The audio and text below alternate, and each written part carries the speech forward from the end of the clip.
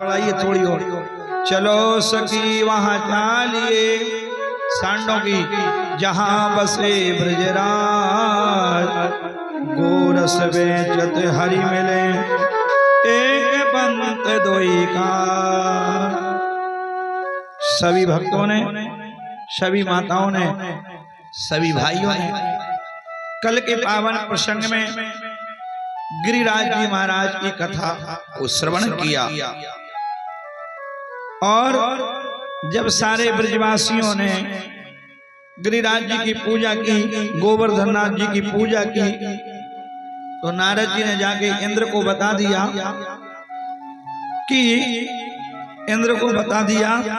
कि जितने भी ब्रजवासी हैं 84 कोस में, वो सभी ने आपकी पूजा बंद कर दी है इंद्रदेव, और गिरिराज जी की पूजा करना प्रारंभ कर दिया है।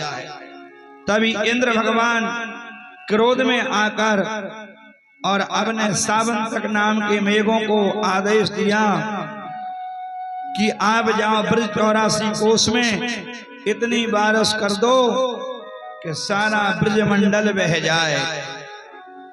और वैसा ही हुआ। इंद्र ने मेघमालाओं को आदेश किया कि जाओ ब्रजमंडल बह जाए।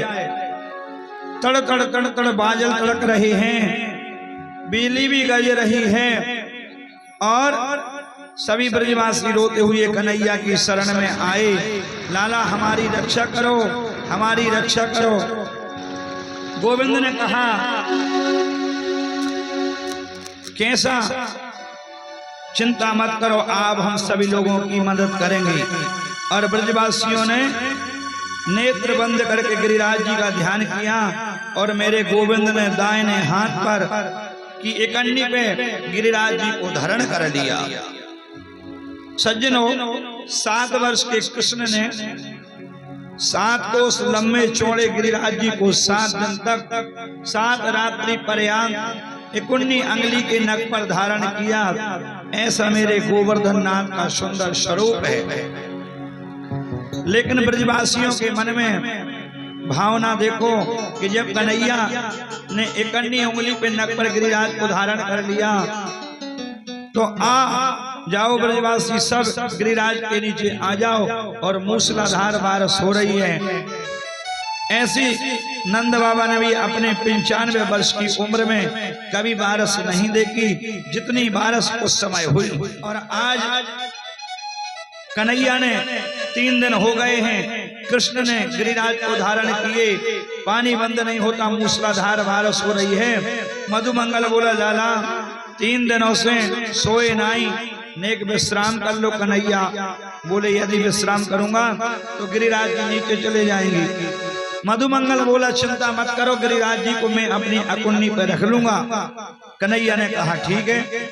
और जैसे ही मधुमंगल ने रखा, और इसके बाद में मधुमंगल की अंगुलियां में दर्द होने लगा, और जितनी भी लाठियां लगी थी, छड़ी लगी थी, वो एक एक करके चट चट चट चट टूटने लगी। कन्हैया बोले मैं भगवान हूं, और मैंने ही गिरिराज को धारण किया है। आज सारे सखा बोले आप बताओ कैसे भगवान हैं, आपने क्या क्या काम किया है, तब हम माने कि आप कैसे भगवान बन गए। कन्हैया बोले मैंने पूतना मारी, धैन का सुर मारो, शक्ता सुर मारे, नाना प्रकार के राक्षसों का मैंने उद्धार किया, और मैंने गिरिराज पर्वत भी उठाया। कैसे उठा लिया कन्हैया? जब कन्हैया ने कहा कछु माखन को बल बड़ो, कछु गोपन करी सहाय, श्री राधे जो की कृपा से मैंने गिरिवर लियो है उठाए। आज सारे ब्रजवासी कहने लगे कि अभी तक आपने माखन और मिश्री चुराई है, अब आप शक्ति भी चुराने लगे हैं। इंद्र को जब मालूम चला कि ये तो हमारे गोविंद हैं और मैंने बारिश करके गलत काम किया है, तो इंद्र भी हाथी पे बैठकर कन्हैया से माफी मांगने के लिए आए। और जितना भी वो जल गिरा, तो जो शेष नाग थे उनने अपने फनों में उस जल के लिए सूख लिया। भगवान राम जब रावण को मारकर आए अयोध्या में, तो जब राम जी का राज्य तिलक हो गया तो माता जानकी को ब्राह्मणों के प्रति बड़ी श्रद्धा थी कि मैं अपने हाथ से ब्राह्मणों को भोजन कराऊंगा। राम जी ने एक दिन उदास होकर बोले, क्या बताऊं, बड़े प्रेम से भोग बनाती हूँ, लेकिन जो भी ब्राह्मण पंडित जी आते हैं आजकल वो भोजन पाते ही नहीं हैं। राम जी ने कहा, देवी चिंता मत करो, हम आपके लिए ऐसा ब्राह्मण खोज देंगे कि जिसको आप भोजन कराते कराते परेशान हो जाएंगे, लेकिन वह ब्राह्मण के लिए आप पेट भर भोजन नहीं करा पाएंगे। आज प्रभु ने आप असली रूपण का, असली ब्राह्मण का रूप दिखा देना। और भगवान राम जी अगस्त मुनि के पास गए और कहने लगे, मेरी भारिया वो ब्राह्मणों के प्रति बहुत श्रद्धा है, विश्वास है, आस्था है, आपका निमंत्रण कर रही हैं, आप प्रसाद पाना। और हे अगस्त मुनि, ध्यान से इतना प्रसाद पाना के जिसकी कोई सीमा ना रहे, आप मेरे घर पे पधारे। अगस्त मुनि जी आ गए। भगवान राम जी ने, जानकी जी ने, दोनों जनों ने अगस्त मुनि का स्वागत किया, चरणों को धोया, रसोई घर में कम्बल पर विराजमान कराया और माता जानकी ने नाना प्रकार के व्यंजन बनाए और व्यंजन बना के अगस्त ऋषि के सामने जैसे ही थाली रखी और अगस्त ऋषि ने कहा, त्वदीयम् अस्तु गोविंदम तोभ्यमेव समर्पयो ग्राण शंभो भूत्वा प्रसीद परमेश्वरः। बोले महाराज, जानकी जी बोली, आप आराम से भोजन पाए, चिंता नहीं करना।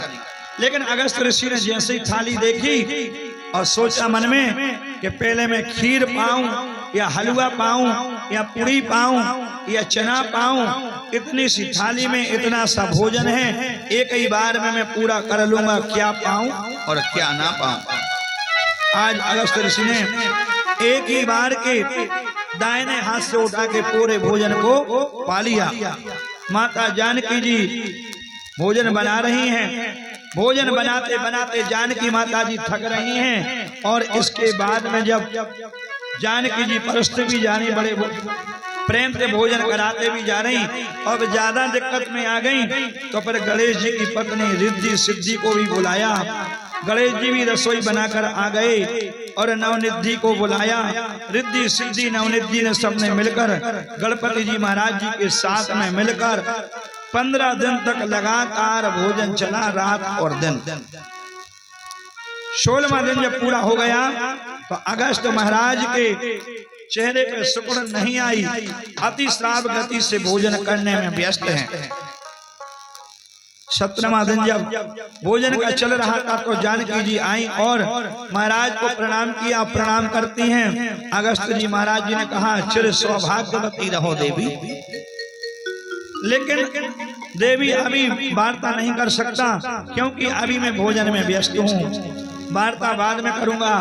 जानकी जी बोली, कोई बात नहीं करना, कोई बात नहीं करना महाराज जी आपसे, मैं तो इतने के लिए आई थी कि भोजन अगर आधा हो जाए आपका तो आप रुक जाना। अगस्त मुनि बोले, चिंता मत करो, जब आधा भोजन हो जाएगा तो पानी पी लेंगे। जानकी जी बोली, हे भगवान, ये कैसा महात्मा है, 16 दिन हो गए, 16 रात्रि हो गए और भोजन करते करते अभी तक अफरे नहीं हैं, कितना भोजन और करेंगे। 17वें दिन के सायंकाल के समय भगवान राघवेंद्र जी आए और राम जी ने आकर देखा कि जानकी चिंतित हैं और गणपति जी महाराज चिंता में है। रिद्धि सिद्धि नव सिद्धि सब हार चुकी हैं। श्री राम ने जानकी जी से कहा, देवी महाराज भोजन अच्छे से कर रहे कि नहीं कर रहे हैं। जानकी जी बोली, सुनिए, ऐसा ब्राह्मण मेरे घर में कभी मत बुलाना, मेरी श्रद्धा की तो टांग ही तोड़ दी है। जिस दिन से भोजन करना प्रारंभ किया है उस दिन से भोजन बंद कर ही नहीं रहे। राम जी बोले, आप रोज बोलती थी ना कि आप कराओ, भोजन कराओ, भगवान रसोई घर के द्वार पर गए और महाराज भोजन कर रहे हैं। अगस्त महाराज भोजन करते करते तिरछी नजर से राम जी को देखा और राम जी ने सारे में कह दिया कि बस अगस्त मुनि जी अब रहने दीजिए, नहीं तो जानकी जी की श्रद्धा टूट जाएगी। और आज 18वें दिन की शाम को अगस्त ऋषि के लिए डकार आई और डकार आने के बाद में जल लाओ देवी, जल में पीऊंगा। जानकी जी ने मना कर दिया, प्रभु जी मैंने भोजन तो आपको करा दिया लेकिन जल की व्यवस्था मैं आपकी नहीं कर सकता। लेकिन एक बात है, जानकी जी ने जब भोजन बरसा तो अगस्त ऋषि ने भोजन पूरा पाया, छोड़ा नहीं। यह संसार का सबसे बड़ा धन है अन्न धन। व्यक्ति के पास में सोना हो, चांदी हो, पैसे हो, पन्ना पुखराज हो, हीरा मोती हो, लेकिन जब तक लोग अन्न ना हो, जब तक लोग प्रभु को लगा लगाया प्रसाद पाने के लिए ना मिले, तब तक व्यक्ति के लिए शांति नहीं मिलती। संसार के प्रधान देवता कौन है? अन्न देवता। इसलिए तो कभी कहते हैं, क्या कहते हैं? अरे अन्न देओ तुम से लगो संसार, अन्न देओ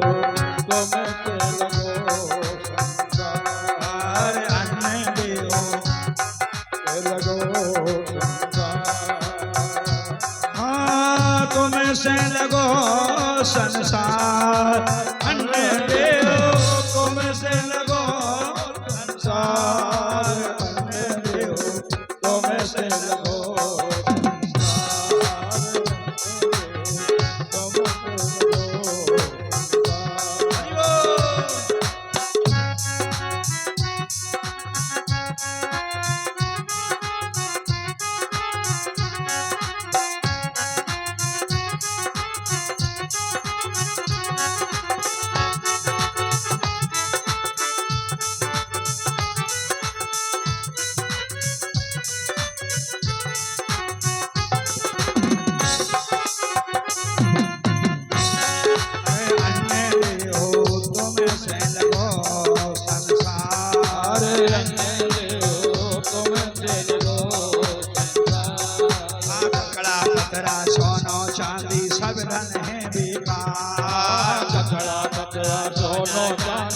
धन है बेकार, ककड़ा पकड़ा सोनो चांदी सब धन है बेकार, ककड़ा पकड़ा सोना चांदी सब धन है बेकार। ब्याहे पति को दिलिया छोड़ गई, ब्याहे पति को दिलिया छोड़ गई, कैसे झोला में गुजार, अन्न देओ तुम से लगो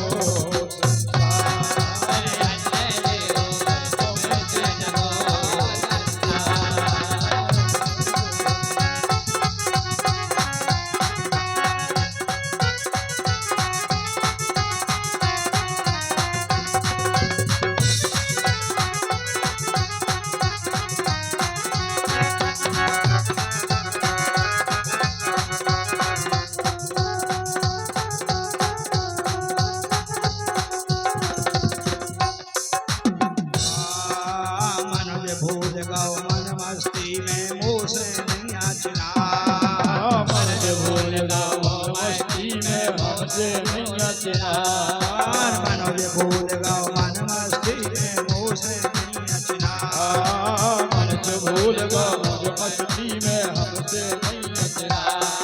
2.5 दिना की मोहलत देके, 2.5 दिना की मोहलत देके, करे गए देश से उतार, अन्न देओ तुम से लगो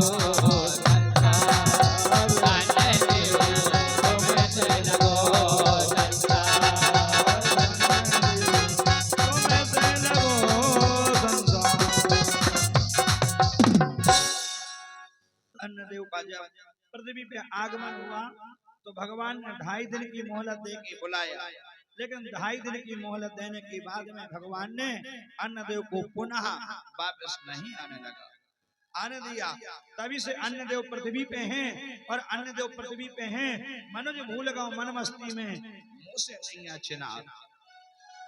अगर आज एक घर में पाहुना आ जाए तो आपके घर में जब आटा होगा तभी तो आप भोजन बनाएंगे, तभी तो स्वागत करेंगे।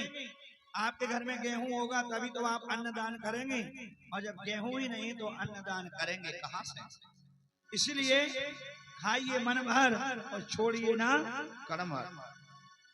एक युग में अगस्त ऋषि ने भोजन किया, द्वापर युग में आ रहा है और द्वापर युग में गिरिराज जी को उठाऊंगा और क्रोध में आकर इंद्र जितनी जल की वृष्टि करें आप सारा जल पी लेना। अगस्त जी बोले ठीक है। एक समाधि लगाई तो द्वापर आ गया। आज प्रभु ने जैसे ही गिरिराज जी को उठाया और इस